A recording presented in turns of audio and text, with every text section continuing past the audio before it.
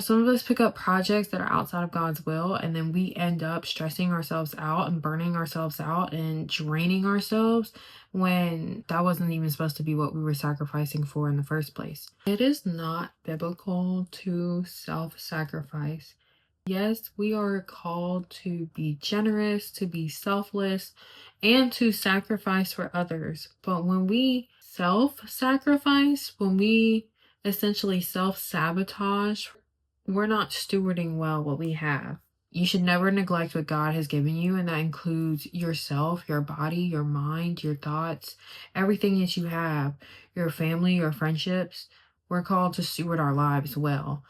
The Bible teaches selflessness, not self-destruction. We are called to sacrifice in alignment to God's will. Pouring from an empty cup is not God's will for you. You don't want to be following the wrong things. You don't want to be outside of alignment to where, your cup is empty, and then when the assignment that is for you shows up, you can't pour from a full cup because you've been chasing after the wrong things. To whom much is given, much will be required. And so if you're not stewarding yourself with excellence, you're burning yourself out, you're doing things for other people to the point of exhaustion. Even Jesus rested. He went away in quiet time to pray. He took time for himself.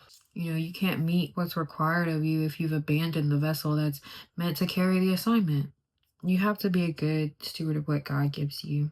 The word says our bodies are a living sacrifice, holy and pleasing to God. This is your true and proper worship. Our body is also a temple. If you're treating yourself to the point of just exhaustion, depletion, and then you're not treating your body like a temple. Another aspect of this is there is a commandment to love your neighbor as yourself. If I'm not giving myself love, then how can I give my neighbor love?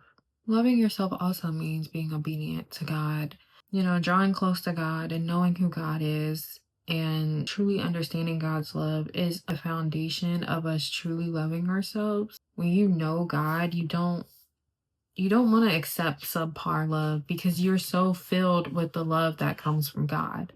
I think it's in Corinthians where it talks about how we should earnestly desire gifts from the Spirit. We should earnestly desire to prophesy or, just to have the gifts that the Spirit gives us. And there's really an emphasis on the fact that you can have all of these gifts and do all of these things, but if you don't love others, it doesn't matter.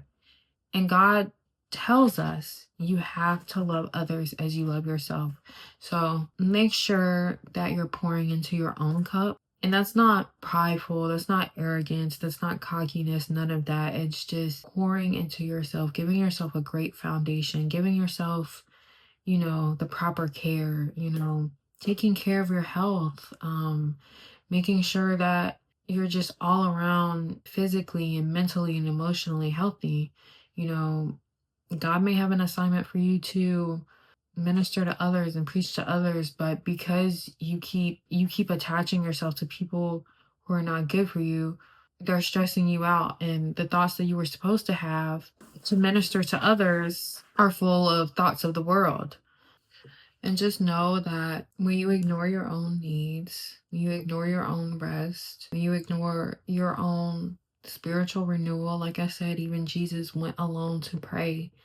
You're not being humble. It's not humble to ignore yourself or not treat yourself as well. What's humble is knowing that you need to lean on God at all times. That's not the type of sacrifice that God called us to. Being obedient to God includes honoring the way that He designed you to function. It includes honoring your assignment. It includes honoring what He wants for His will. While that does include being generous and selfless and loving and using our gifts, that does not include self-sabotage or self-neglect or self-sacrifice.